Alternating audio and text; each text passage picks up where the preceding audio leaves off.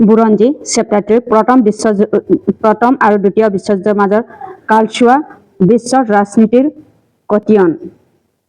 কতিয়ান আমি এইটোৰ চেপ্টাৰটোৰ অহুদৰ প্ৰশ্ন উত্তৰ কৰোঁ আহা আমি কেনেকৈ অতি সহজৰে কৰিম চাওঁ আহা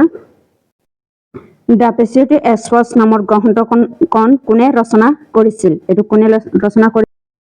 ৰচনা কৰিছিল চেল ফেমিনি ৰচনা কৰিছিল এইটো চেল ফেমিনি হ'ব তাৰপিছত মই ফ্ৰান্স গুৰি কৰি পেলাম কথাষাৰ কোনে কৈছিল এইটো হিটলাৰে কৈছিল ইয়াত কি হ'ব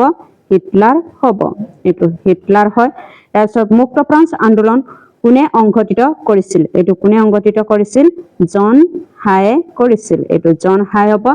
তাৰপিছত কুৱেশ্যন নম্বৰ 3 এইটো কুৱেশ্যন তলৰ ঘটনাসমূহৰ উৰ্ধক্ৰম লিখা ইয়াৰ কোনটো উৰ্ধ হ'ব C টো উৰ্ধ হ'ব 5 4 2 1 3 হ'ব এইটো 4 টো হ'ব 3 টো হিটলাৰৰ বৈদিক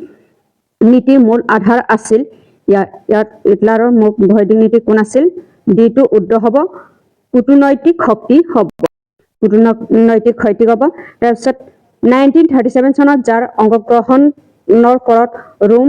বাৰ্লিন এক্সৰ চুক্তি ৰোম বাৰ্লিন টকিঅ' এক্স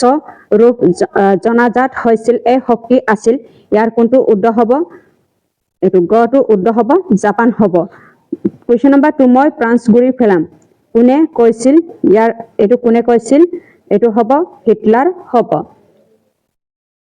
এইটো হিটলাৰ হ'ব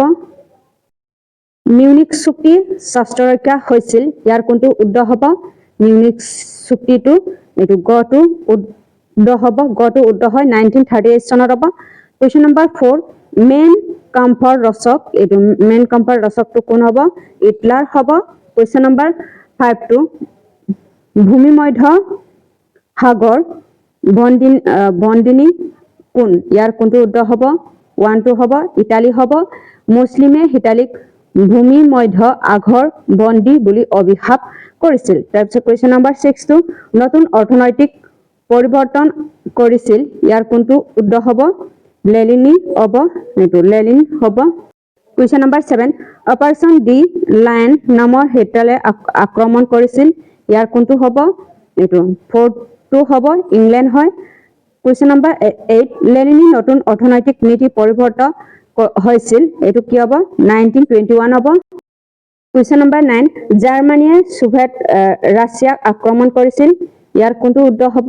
এইটো জাৰ্মানী ৰাছিয়াক আক্ৰমণ কৰিছিল এইটো 1941 চনত হ'ব তাৰপিছত কোন দুখন ৰাষ্ট্ৰই ফেচিষ্ট শক্তিৰ প্ৰতি তুষাৰ নীতি লৈছিল ইয়াৰ কোনটো উৰ্ধ হ'ব এইটো হ'ব ইংলেণ্ড আৰু ফ্ৰান্স হ'ব কুৱেশ্যন নম্বৰ 11 মেইন কম্পাৰ অৰ্থ কি এইটো মেইন কম্পাৰ অৰ্থ কি হ'ব এইটো হ'ব মোৰ সংগ্ৰাম হ'ব কোনে ইটালীক বৌলিক সত্য বুলি অভিহিত কৰিছিল কোনে কৰিছিল এইটো হ'ব অষ্ট্ৰিয়া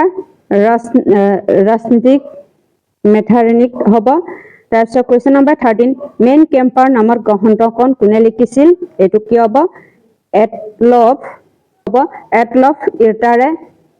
হিটলাৰে কুৱেশ্যন নম্বৰ 14 জাৰ্মানী নাটি পাৰ্টিৰ প্ৰতিষ্ঠা কোন আছিল ইয়াত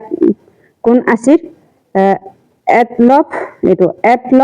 হিটলাৰে হ'ব এইটো কুৱেশ্যন নম্বৰ 15 জাতীয় সমাজবাদী জাৰ্মানী শ্ৰমিক দলটো চমুকৈ কি নামেৰে জনা যায় এইটো চমুকৈ কি নামেৰে জনা যায় এইটো চমুকৈ কি বুলি জনা যায় নাৰ্জী দল হ'ব তাৰপিছত কুৱেশ্যন নম্বৰ 16 মুছলিমৰ পত্নীৰ নাম কি আছিল এইটো মুছলিমৰ পত্নীৰ নাম কি আছিল এইটো ৰাকেল এইটো কি হ'ব ৰাকেল মুছলিনী হ'ব তাৰপিছত কুৱেশ্যন নম্বৰ 17 নিউবিল নীতি কোনে উদ্ভাৱন কৰিছিল এইটো কোনে উদ্ভাৱন কৰিছিল এইটো সোভিয়েট ৰাছিয়া উদ্ভাৱন কৰিছিল জাৰ্মানী আক্ৰমণ প্ৰতি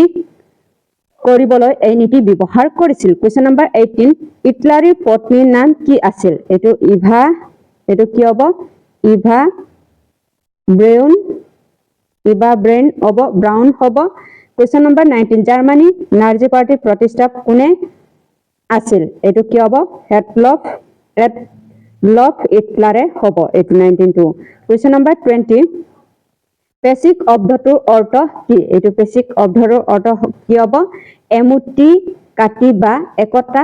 আৰু শক্তিৰ প্ৰতীক হ'ব। কুৱেশ্যন নম্বৰ 21 নিউ দিল্লী নীতি কোনে